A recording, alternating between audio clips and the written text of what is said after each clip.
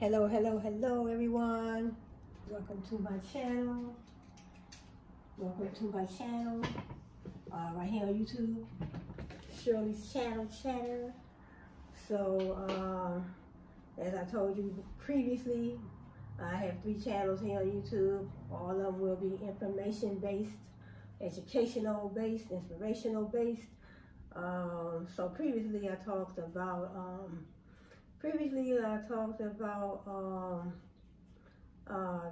all the people that that are important to us when it comes to Black History, when we celebrate Black History Month.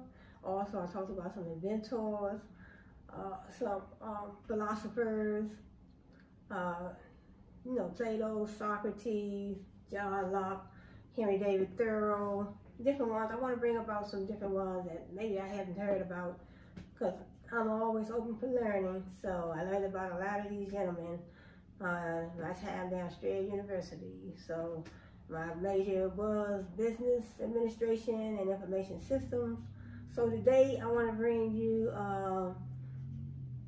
I just want to shine light on some important inventors in our past. Important inventors. How do we come about, being able to talk on the telephone? What about the computer? What about the airplane? So I want to talk about these important inventors in our past, and also I think I have a few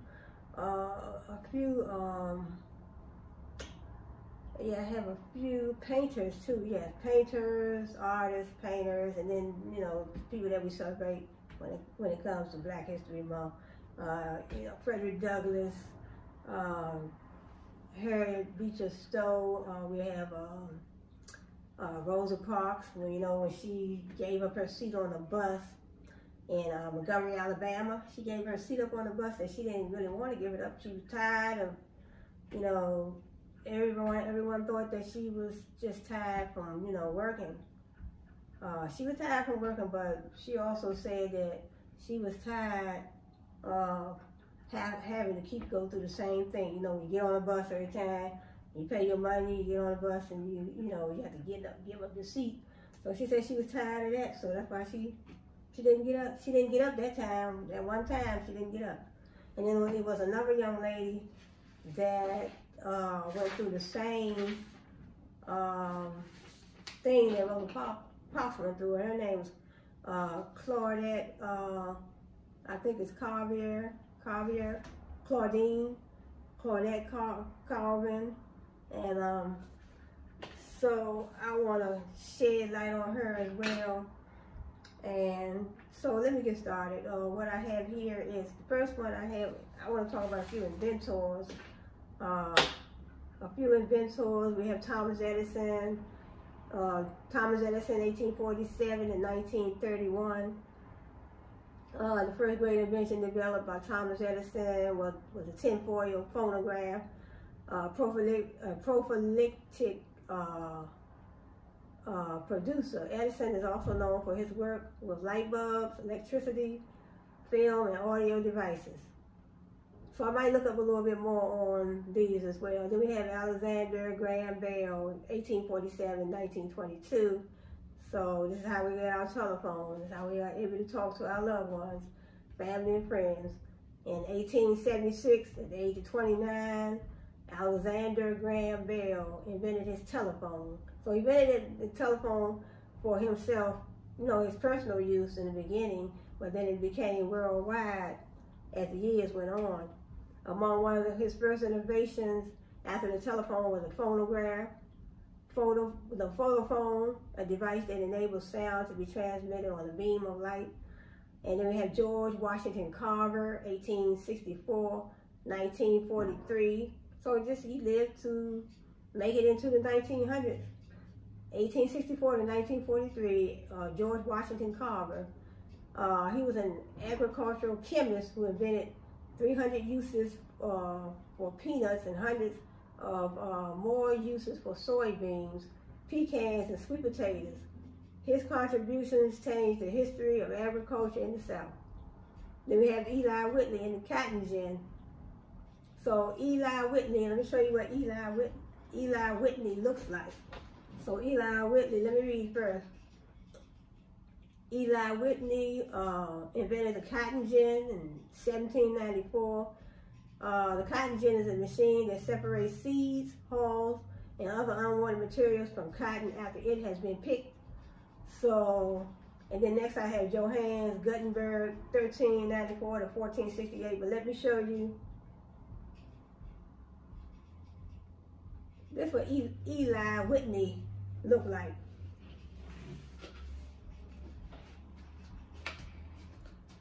That's Eli Whitney. So he invented the cotton gin. So that was a faster way for them to make cotton faster. And also, I believe the slaves used this cotton gin as well. As you know, the slaves, first of all, the slaves, they started out in the cotton field. So I believe once the cotton gin was invented, so that was Eli Whitney. Let me talk. Okay, we have Johannes Gutenberg, 1394 to 1468, and then we have John Logie Baird, 1888 to 1946. Okay, let me see what Johannes Gutenberg. He was a German goldsmith and inventor, best known for the Gutenberg press, an innovative printing machine that used movable type. So I guess it used movable type tape. You know, when you put the tape in the machine, you can put it in, take it out, you can change it. So he invented that. That was Johannes Gutenberg. He was a German goldsmith. Then we have John Logie Baird. It's Baird. I think it's Baird. B-A-I-R-D. 1888 to 1946. He is remembered as an inventor of the mechanical television, an earlier version of television. And Baird also patented inventions related to the radar and fiber optics. And also, I talked previously on one of my videos about, you know, copyright, patents, trademarks. All those things come under intellectual property law. So if you have an invention, you want to have it patent, so that will come under the intellectual property law. So, and you can also check with your patent and trademark offices in your state. Well, I think they're online. You know, I did a little research on them previously, and they are online. So, but you know, so check that out if you have an invention that would come under patents. You would patent your invention. But if you write a book, that will come under your copyright. So your book, your movie. So like I have my books that I write children's books as well, and I just finished my latest book. So I just finished my latest book, but these books I had published previously, but I have a new book that I finished. I just have to type it up, put my pictures in, and then I will submit that to my publishing company, whichever one I want to use. And sometimes I use a Google Play Partner Center. I work with Digipart. That is a good publishing company for your books. Very reasonable in price. So check out digipart.com, everything on their website, everything on. I published 3 books with them, and I really was satisfied. Yes, I definitely satisfied with Digipart, digipart.com. So let's go on to Benjamin Franklin, 1706 to 1790. Benjamin Franklin was known for being an iconic statesman and a founding father. But among his many other accomplishments was the invention of the lightning rod, the iron furnace stove, or Franklin stove. They call it the Franklin stove. Bifocal glasses and an odometer. Then we have Henry Ford. Henry Ford, 1863 to 1947. Henry Ford did not invent the automobile as many people mistakenly assume, but he did improve the assembly line for automobile manufacturing, received a patent for a transmission mechanism, and popularized the gas-powered car with the Model T. So in other words, we all thought Henry Ford, I mean, I didn't really think he did it, but you know, that's what they're saying here. They said many people mistakenly assume that Henry Ford invented the automobile, but he did not. But he improved the assembly line for automobile manufacturing. So you know when they're making an automobile, they have like a line. We did learn about that in high school. So the assembly line, in other words, you have an assembly line of different people, and they all have different parts. So when it goes down the assembly line, I guess each person put on their part that goes on the automobile to make the automobile complete. So that is what Henry Ford was famous for, and he received a patent for a transmission mechanism and popularized the gas-powered car with the Model T. Just think about if you have an invention and you get a patent, you know, you have an invention. Let's say, for instance, you have an invention. Well, we already had the vacuum cleaner, so we can't invent that. But you have an invention that can change the world. You know, get a patent, and look how many years they have. Look how many years that it have been. When, you know, from the time they had their device patent, they had, just look at this microphone right here.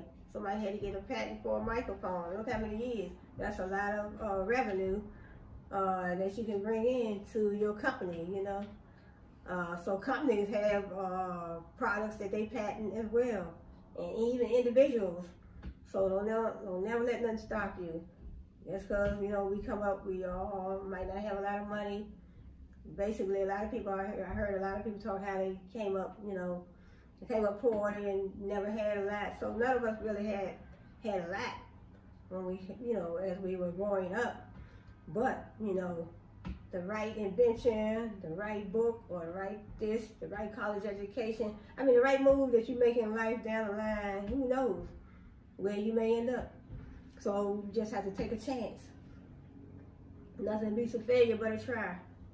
Then we have James Naismith, 1861 and 1939.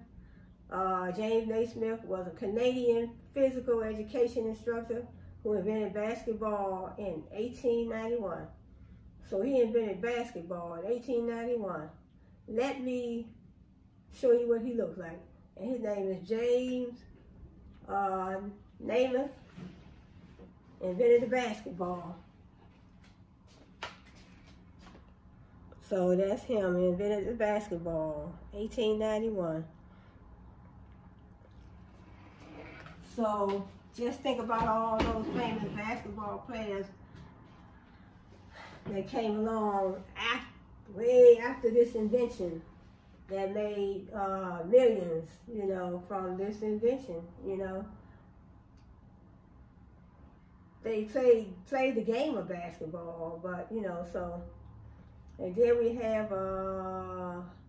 Herman Hollerith, 1860, 1929, so they don't have a picture of him.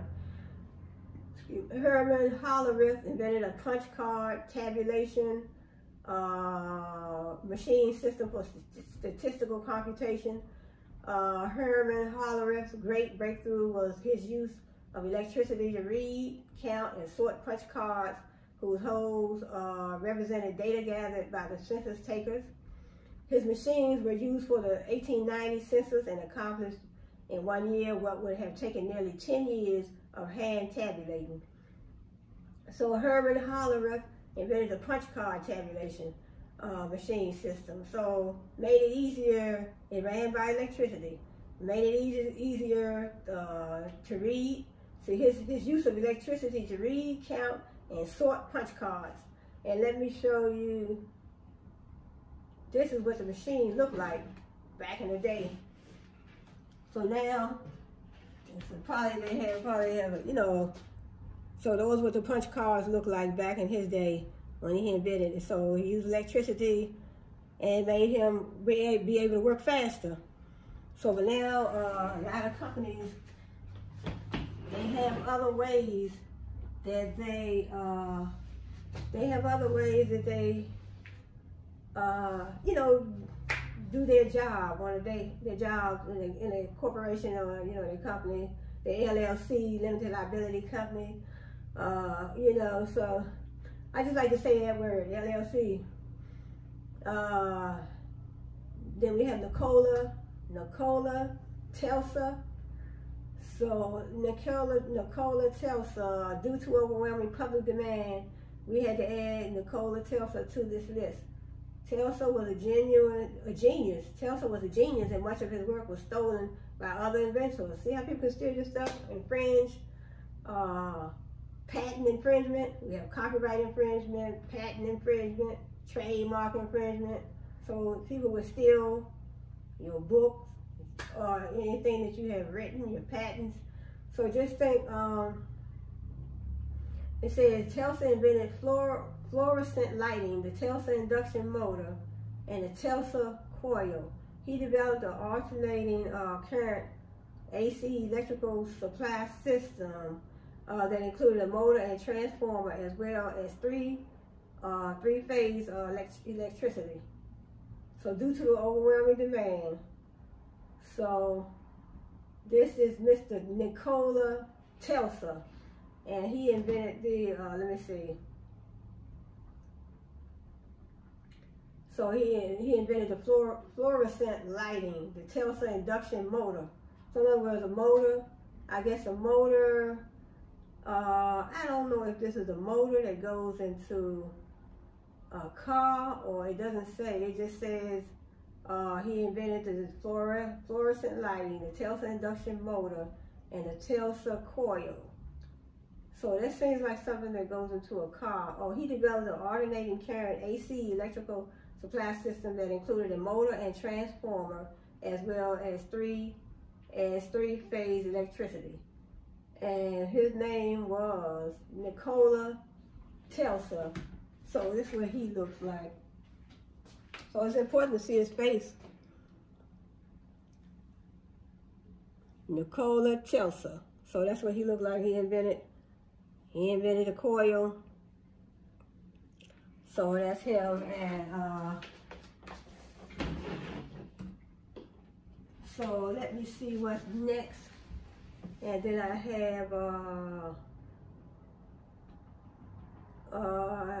then we have Steve Jobs. Of course, we know what Steve Jobs did. Steve Jobs was best remembered as the charismatic co-founder of Apple Incorporated, working with co-founder Steve Wozniak. Jobs introduced the Apple II. Apple II, a popular mass market personal computer, and helped usher in a new era of personal computing. After being forced out of the company that he founded, Jobs returned in 1997 and assembled a team of designers, programmers, and engineers responsible for the groundbreaking iPhone, iPad, and many other innovations. So I'm saying, I want to see, it says, okay, I mean, did he return back to the same company, or did he start? It says, after being forced out of the company he founded. Oh, okay, because he said he introduced the Apple II, a popular mass market personal computer that helped usher in a new era of personal computing. After being forced out of the company that he founded, he returned in '97 and assembled a team of designers. So I guess he came back, and that's when he started his new company of designers, programmers, engineers, responsible for the groundbreaking iPhone, iPad, and many other innovations. Which, as a matter of fact, I do have one of the iPhones.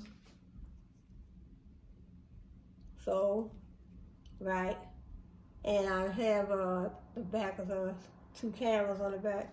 But so let me show you what. So let me see. Let me show you. This was Steve. So that's Steve Jobs. That's what Steve Jobs looked like. Created an Apple II, and then said he was forced out of the company that he started, came back with a whole new plan, a whole new strategy. See what business can do for you? Came back with a whole new strategy, a whole new plan, a whole new set of designers, whole new marketing plan. He came back. So it says, yes, he came back with a whole new set of designers, and I just added the marketing strategy, marketing plan. He came back with some programmers, some more engineers, and engineers responsible for the groundbreaking iPhone, iPad, and many other innovations. So sometimes you have a product, and you come back, you know, you take a step back, you come back, you rebrand. You be innovative, you be creative, you make some changes. So customers want to see, you know, customers like me, you know, we all want to see something new, something creative, something innovative. You know, we don't want to always see the same old. We want to see something pretty. We want to see something that's functional. We want to see something that works. We want the company to stand behind their name. So the iPhone brand, they have created a very strong brand, dependable, reliable. And every time you buy an iPhone, and most of the time it does what the company says it's going to do. Most of the time, but they had a few glitches. They had a few glitches one time. I think one iPhone they created, they had a few glitches, but you know, they soon corrected it. But when you correct it, because I took a course called Business Ethics. Now, it would have been one thing if they would not have corrected all their mistakes, but they came right back, corrected their mistakes, all the glitches in those iPhones, and then I didn't hear any customers rather complaining after that. But so, like I said, rebrand, come back out with a new marketing strategy, marketing plan. You know, take a further look at your target market. Who are you going to target to purchase these iPhones? Where are your marketing channels? What marketing channels are you going to use? You know, you have Facebook, Twitter, Instagram, YouTube. You know, Instagram, they do have video. You can implement your marketing strategy on Instagram with your videos. You have YouTube, you know, create your YouTube channel. It's just so many, you know, marketing channels that you can use to market your products, your services, your products. But so, then we have a gentleman by the name of Tim Berners-Lee. I don't want to forget nobody on here. Tim Berners-Lee is an English engineer and computer scientist who is often credited with inventing the World Wide Web that most people use to access the internet. He first described a proposal for such a system in 1989, but it wasn't until August 1991 that the first website was published and online. The World Wide Web that Berners-Lee developed was comprised of the first web browser, server, and hypertexting. And let me show you what he looked like. So this is, hold up. Tim Berners-Lee created the first World Wide Web. So that's how we access the internet. So Tim Berners-Lee, the World Wide Web. So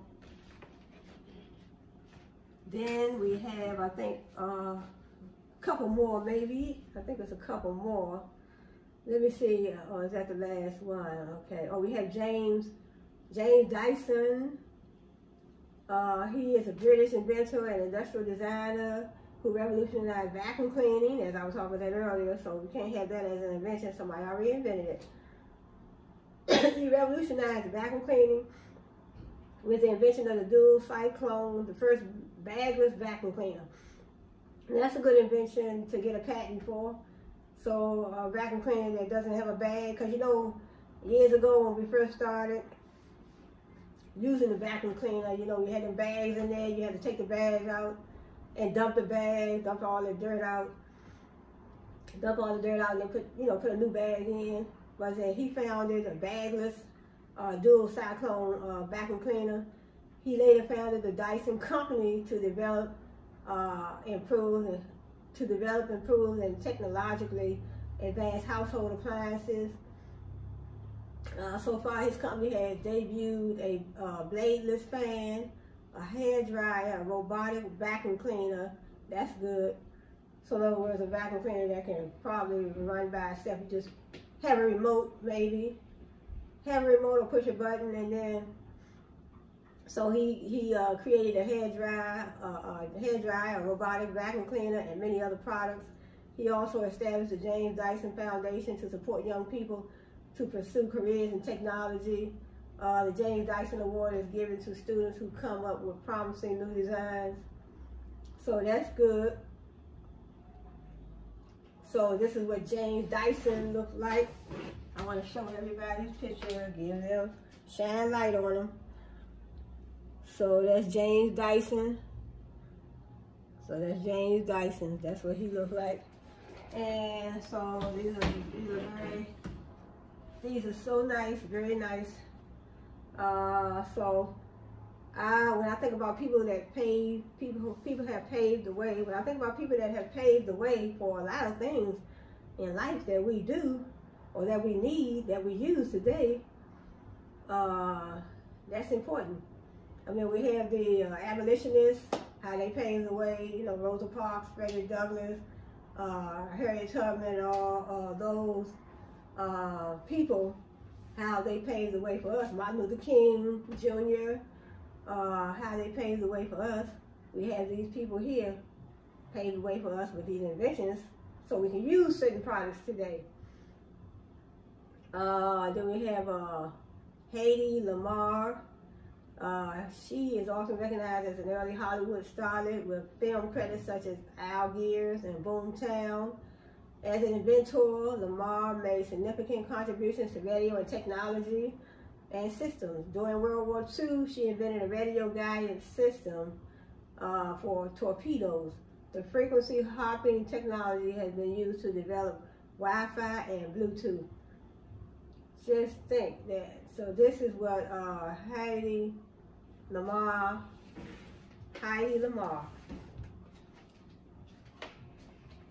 So her invention that she created, it helps us, it paved the way for us to use Wi-Fi and Bluetooth today. So Hedy Lamarr. Hedy Lamarr. So I said Heidi, but I think it's Hedy, H-E-D-Y.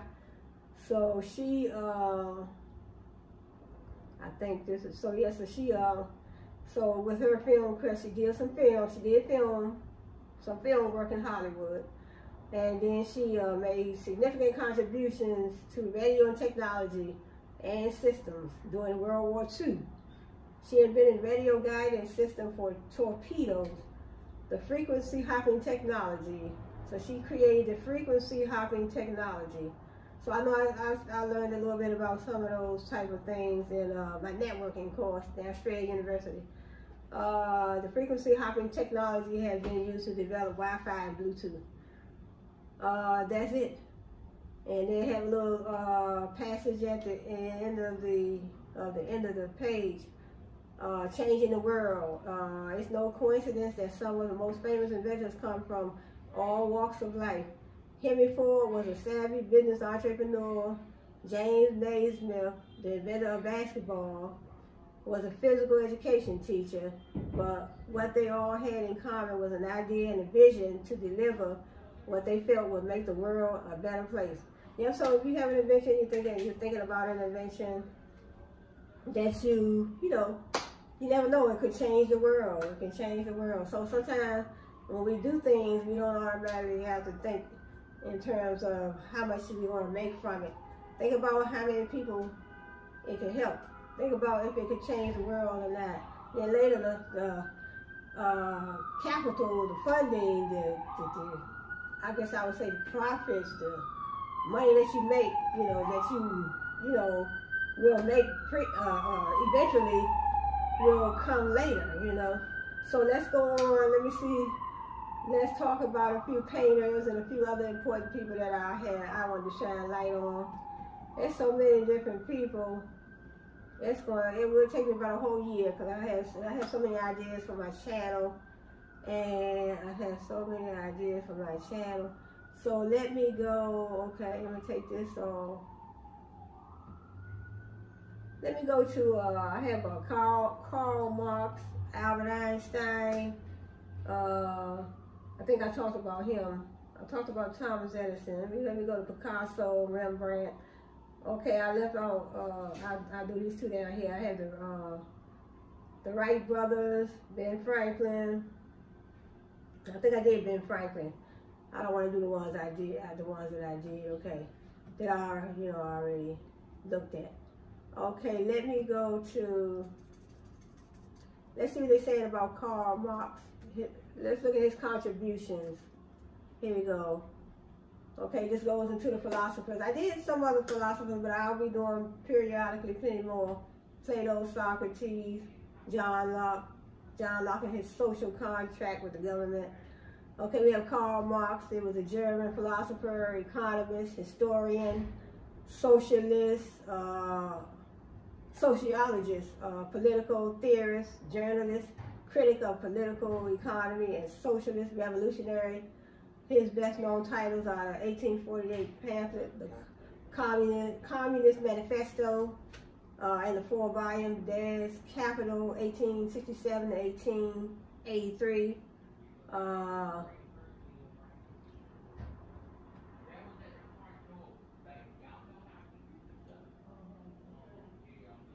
So it said Karl Marx, he was a German philosopher, economist, historian, sociologist, political theorist, journalist, critic of political economy, and socialist revolutionary. His best-known titles are the 1848 pamphlet, the Communist Manifesto, and the 4-volume Das Kapital. So they spell capital K-A-P-I-T-A-L, so, back in the day. And this is a picture of Karl. Let me show you a picture of Karl Marx. So this is Karl Marx. That's Karl Marx. Communist Manifesto, Karl Marx. So, Karl Marx. Okay, so I'm at 32 minutes, and I don't want to make the video too long, but let me go down here. Marx studied law and philosophy at the University of Bonn in Berlin. He married a German theater critic and political activist, Jenny von Westphalen, in 1843. Due to his political publications, Marx became stateless and lived in exile with his wife and children in London for decades. So due to his, due to his political publications, in other words, sometimes you get to talking about the wrong thing, people don't like what you're saying. So due to his political views, I guess, he started publishing things and, writing about your views, and people not liking what you're saying about, things can get very political. So they said he became stateless. So in other words, he lived in exile. He lived away from the world, away from people. He lived in exile with his wife and his children in London for decades. That's Karl Marx. So let me go see. I don't want to read too much. Okay, that's Karl Marx. So I showed you a picture of him. Let me go to, let me see. Also I have, I'll talk about him next time, Hegel. So, Karl Marx. So that's Hegelianism. So, in other words, that means those are his views. So Hegel, since I'm right here, let me see. Okay, Hegelianism and early journalism. Spending summer and autumn 1836 in Trier, Marx became more serious about his studies and his life. So I guess that's when he met Hegel. He became engaged to Jenny von Westphalen, an educated member of the petty nobility who had known Marx since childhood. So I'm trying to see if Hegel came up. But it said by 1837, Marx was writing both fiction and non-fiction, having completed a short novel. So this is, okay, this is Marx, it's Karl Marx. This is his wife, Jenny von Westphalen. That's Karl Marx's wife. So that's Karl Marx's wife. Very pretty. Very pretty. So I'm not going to read too much about Karl Marx. But Marx became co-editor. In 1843, Marx became co-editor of a new radical left-wing Parisian newspaper. And also, let me see what else. Marx contributed 2 essays to the paper, Introduction to a Contribution to the Critique of Hegel's Philosophy of Right. Okay, then we have Engels, talked about him too. On 28th of August, 1844, Marx met the German socialist Friedrich Engels. Engels showed Marx his recently published The Condition of the Working Class in England, 1844, convincing Marx that the working class would be agent and instrument of the final revolution in history. So they all had their different views, and a lot of their views are still being used today. So that's why I like to read over a lot of their quotes. So I have, I want to be able to have a portfolio, I would say, of all the names and the quotes and just a few little, information on their contributions. I guess I would say to the world. So then I talk about Socrates, John Locke, Henry David Thoreau.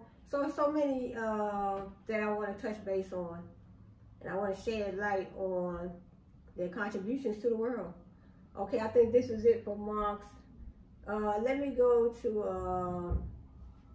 okay, it said in the late 1847, Marx and Engels, they began, so I guess they got together, got to writing together.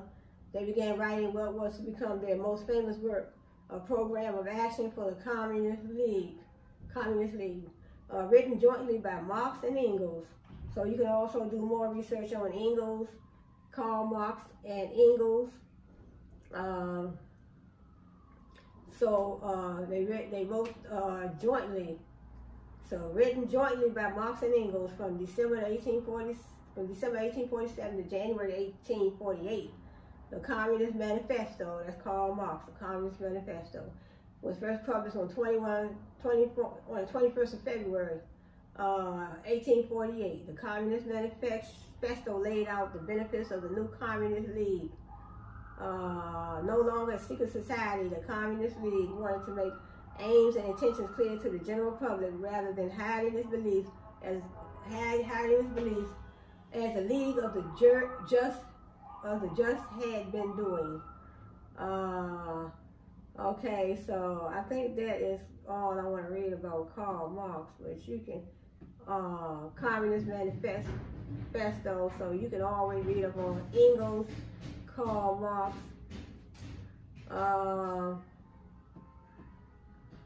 I think that's it for Karl Marx. I try to pick out the most important. Let me look at Albert Einstein. Marx and Einstein. So Einstein was a great mathematician. So let me go up here and type in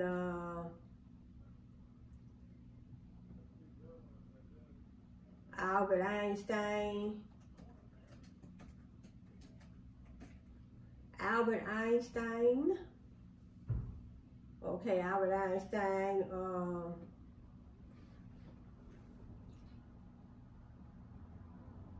So Albert Einstein was born March 14, 1879 in Württemberg, Germany. He was a German.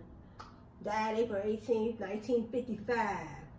So he died in 55, so he lived to see the 1900s. German-born physicist who developed the special and general theories of relativity and won the Nobel Peace Prize for Physics in 1921 for his explanation of the photoelectric effect. Einstein is generally considered the most influential physicist of the 20th century. Okay, Einstein's parents were secular middle-class Jews. His father, Hermann Einstein, was originally a feather-bed salesman and later ran an electrochemical factory with moderate success. So I'm not going to read all this. Einstein would write that two wonders deeply affected his early years. The first was his encounter with a compass at age 5. He was mystified that invisible forces could deflect a needle. This would lead to a lifelong fascination with invisible forces. The second wonder came at age 12 when he discovered a book. He discovered a book of geometry, which he devoured, calling it his sacred little geometry book. Einstein became deeply religious by age 12, even composing several songs in praise of God and chanting religious songs on the way to school. This began to change, however, after he read science books that contradicted his religious beliefs. So he started reading books that contradicted his religious beliefs. And so he started making changes in his life, and that was at the age of 12. Another important influence on Einstein was a young medical student, Max Talbot, who often had dinner at the Einstein home. So, you know, we meet people, we make friends, we invite them to our house for dinner.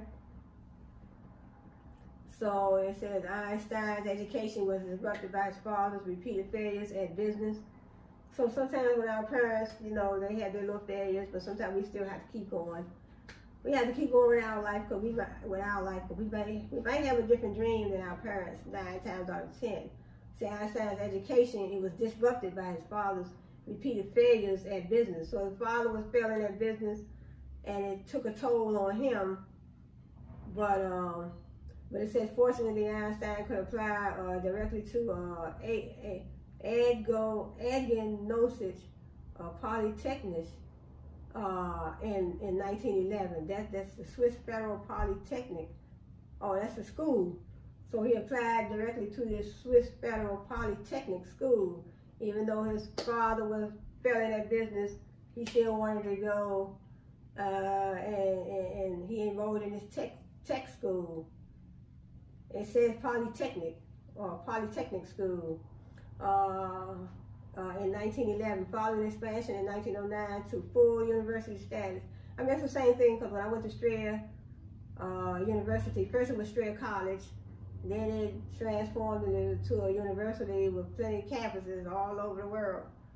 Strayer has, I don't know how many campuses now, but when I left, when I graduated, 2001, Strayer University, they had close to 100 campuses then.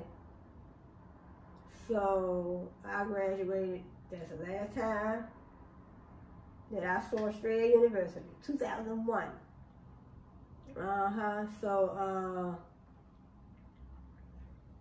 So it says Einstein will recall that his years in Zurich were some of the happiest years of his life. He met many students who would become loyal friends. So he enrolled in school. His father had problems in business, but Einstein still went on to school and still did what he had to do. So this is Albert Einstein. I think, did I show the picture yet? But I don't know. I did or not, but that's Einstein. Albert Einstein right there in the middle. It's Albert Einstein. Albert Einstein. So from graduation to the miracle year of scientific theory was Albert Einstein. After graduation in the 1900s, Einstein faced one of the greatest crises of his life. Because he studied advanced subjects on his own. He often cut classes. This earned him the animosity of some professors. See, when I went to college, I never cut class. Never cut class, especially Henrik Weber. Unfortunately, Einstein asked Weber for a letter of recommendation. Einstein was subsequently turned down for every academic position that he applied for. He later wrote, meanwhile, Einstein's relationship with Margaret deepened, but his parents vehemently opposed the relationship. His mother especially objected to her Serbian background, was Eastern Orthodox Christian. Einstein defied his parents, however, and in January 1902, he and Merrick even had a child, Lee Searle, whose fate is unknown. So Einstein eventually got married, and his mother and them wasn't happy about it, but he did go to college. Father was failing in business, but Einstein still went to college, met another woman, had a child. It said in 1902, Einstein reached perhaps the lowest point in his life. He could not marry Merrick and support a family without a job. So the turning point came later that year when the father of his lifelong friend, Grossman, recommended him for a position as a clerk in the Swiss Patent Office of Bern. So they offered him a job. So let me see, I'm not going to read a whole lot more. That was Albert Einstein. Let me see what they have at the bottom. Then they have other scientists, especially Harry Poincaré and Hendrik Lorentz, had pieces of the theory of special relativity, but Einstein was the first to assemble the whole theory together and to realize that it was a universal law of nature, not a curious figment of motion in the ether. In one private letter to Mileva, Einstein referred to our theory, which has led some to speculate that she was a co-founder of the relativity theory. However, Mileva had abandoned physics after twice failing her graduate exams, and there's no record of her involvement in developing relativity. So Albert Einstein's theory of relativity, in fact, in his 1905 paper, Einstein only credits his conversations with Bessel in developing relativity. So he had the general relativity and teaching career of Albert Einstein. At first, Einstein's 1905 papers were ignored by the physics community. This began to change after he received the attention of just one physicist, perhaps the most influential physicist of his generation, Max Planck, the founder of the quantum theory.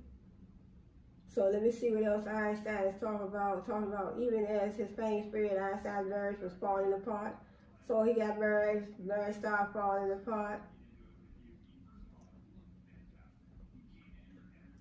It says in November 1915, Einstein finally completed the general theory of relativity. That's 1915, which he considered to be his masterpiece. Einstein had given 6 two-hour lectures at the University of Göttingen that thoroughly explained an incomplete version of general relativity. They lacked a few necessary mathematical details. Okay, let me see. So Einstein was this brilliant mathematician, created the theory of relativity and the general relativity. So Einstein was convinced that general relativity was correct because its mathematical beauty, and because of its mathematical beauty, and because it accurately predicted the precession of the perihelion and Mercury's orbit around the sun. So it predicted the Mercury and the orbit around the sun. His theory also predicted a measurable deflection of light around the sun. As a consequence, he even offered to help fund an expedition to measure the deflection of starlight during an eclipse of the sun. Einstein's work was interrupted by World War I. So his work was interrupted. Let me see what else. I think that's it for Einstein. Einstein also launched the new science of cosmology. His equations predicted that the universe is dynamic, expanding or contracting. This contradicted the prevailing view that the universe was static. So he reluctantly introduced a cosmological term to stabilize his model of the universe. Einstein was asked to appear alongside the comic actor Charlie Chaplin during the Hollywood debut of the film City Lights. When they were mobbed by thousands, Chaplin remarked, "The people applaud me because everybody understands me, and they applaud you because no one understands you." Einstein asked Chaplin, "What does it all mean?" And Chaplin replied, "Nothing." So that was a little gaslighting from Chaplin, I guess. Einstein also began correspondence with other influential thinkers during this period. He corresponded with Sigmund Freud. Both of them had sons with mental problems on whether war was intrinsic to humanity. So I talked about Sigmund Freud too. One of my other videos, the id, the ego, the superego, and how our dreams are suppressed to our self-conscious mind. Our dreams are suppressed to our self-conscious mind. So I believe my theory is that he was saying that, so in other words, when your dreams, they suppress to your self-conscious. In other words, it's almost like when you dream, it's almost like they kind of, you might think of them as being real until you wake up. That's my theory. Because I know when I dream sometimes, and I said sometimes, it's just seems like I'm right in the dream. And then when I wake up, I'm like, okay, yeah, this is my reality. So that's Sigmund Freud. Because it said Einstein also began correspondences with other influential thinkers during this period. He corresponded with Sigmund Freud, and they both had sons with mental illnesses. Ain't that something? Then we have, I think that's it. Okay, it says Nazi backlash and coming to America. Inevitably, Einstein's fame and the great success of his theories, it created a backlash. A lot of their theories created backlash, disbelievers. It created, some people didn't like their views. Like Charles Darwin and his theory of evolution. Some people believe in it, some people don't, in other words, he studied different species, and those species that couldn't survive, they would die off. Only the fittest survive. So we studied Charles Darwin, Henry David Thoreau, John Locke, a lot of different ones, we talked about them down Strayer University. And I know I took business ethics. I don't know what course that was, but I remember those names, and I do remember studying those gentlemen down Strayer University. So, personal sorrow, I'm not going to get into that. I think that's it for Albert Einstein. Let me go and see about, let's see what Picasso, the famous painter. We have Picasso, Michelangelo, Rembrandt. Let's see, let me go to Google. Let me type in famous painters. So I know Michelangelo, he did paint the ceiling of the Sistine Chapel. So, and amongst other things. We have Vincent van Gogh. I think I talked about him previously. So we have Vincent van Gogh, Rembrandt, the greatest painters of all time, Leonardo da Vinci. So let me click on the list of the painters. Greatest painters of all time. We have Michelangelo. Michelangelo, he was commonly known as Michelangelo, but they called him Michelangelo di Lodovico. That's a long, he got 5 names for his first name, unless that's part of his last name too. We have Michelangelo, we have Vincent van Gogh. Vincent van Gogh was a post-impressionist painter who was among the most famous and influential figures in history. Vincent van Gogh. And we have Rembrandt, an innovative and prolific master in three media.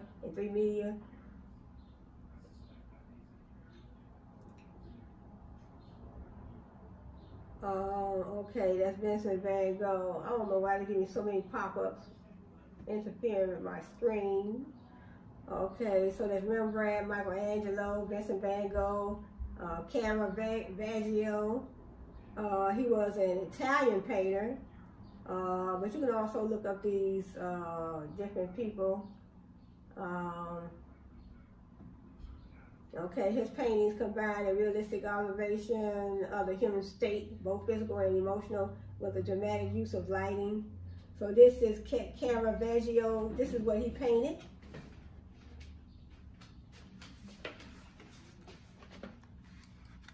Caravaggio painted. This is what he painted. So, Vincent Van Gogh. This is what Vincent Van Gogh painted.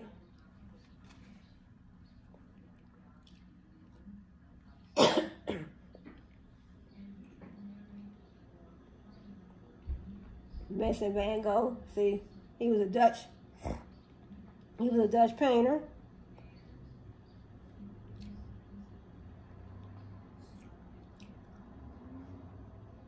We have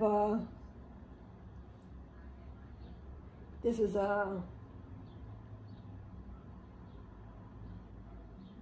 Rembrandt. This is what Rembrandt painted. That's Rembrandt.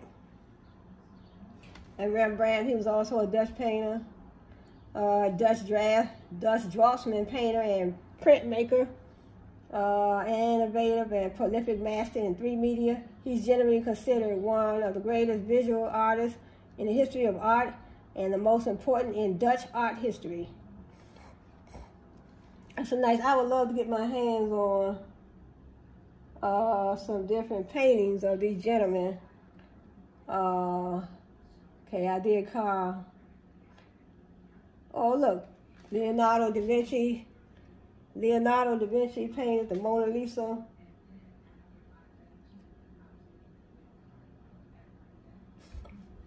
So Leonardo da Vinci, see how he painted the Mona Lisa? Leonardo da Vinci, he was a musician, mathematician, engineer, inventor, anatomist, geologist, cartographer, botanist, and writer. He is widely considered to be one of the greatest painters of all time and perhaps the most diversely talented person ever to have lived. His genius, perhaps more than that of any other figure, epitomized the Renaissance humanist ideal. Leonardo has often been described as an archetype of the Renaissance man, a man of unquenchable curiosity and feverishly inventive. So this is Leonardo da Vinci painted the Mona Lisa. All right, I can't hold the computer too long. So that's Leonardo da Vinci painted.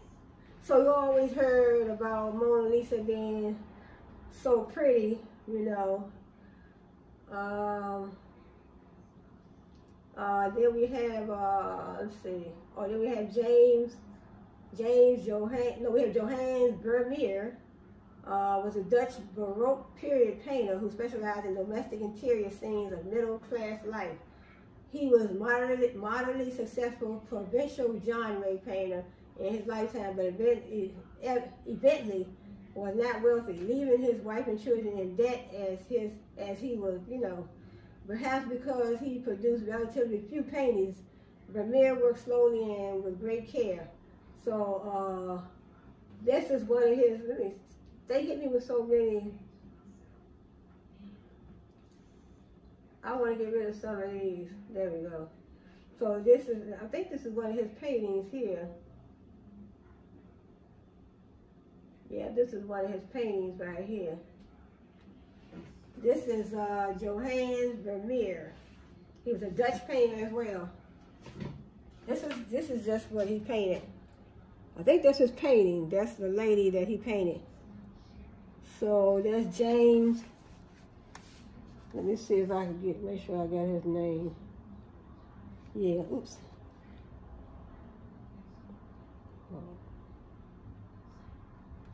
Okay, Johannes. This is what he painted. He painted right there, but this is Johannes Vermeer. He was a Dutch painter. He was a moderately successful provincial genre in his lifetime, but evidently was now wealthy, leaving his wife and children in debt. So he was a good painter, but he left his wife and children in debt. So let me see who else. Okay, did I do Picasso? Let me see who's down here. Oh, Claude Monet. Claude Monet was a French painter, a founder of French Impressionist painting, and the most consistent and prolific practitioner of the movement's philosophy of expressing one's perceptions before nature. Claude Monet. So this is what he painted. Claude Monet. So see Claude Monet. Claude Monet. He was a founder of French Impressionist painting and the most consistent and prolific practitioner of the movement's philosophy of expressing one's perceptions before nature, especially as applied to plein air landscape painting. So that's a nice painting.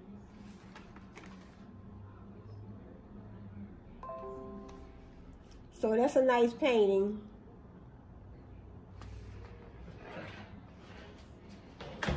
All right. All right, okay, I have to plug my phone up before I lose my video.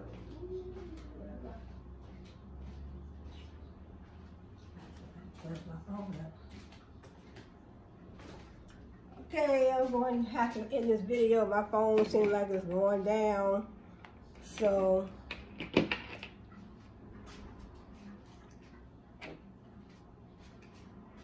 that was Claude Monet, and I think I'm gonna have to end this video. My charger is going down. I think that's the last one. Oh, Pablo Picasso.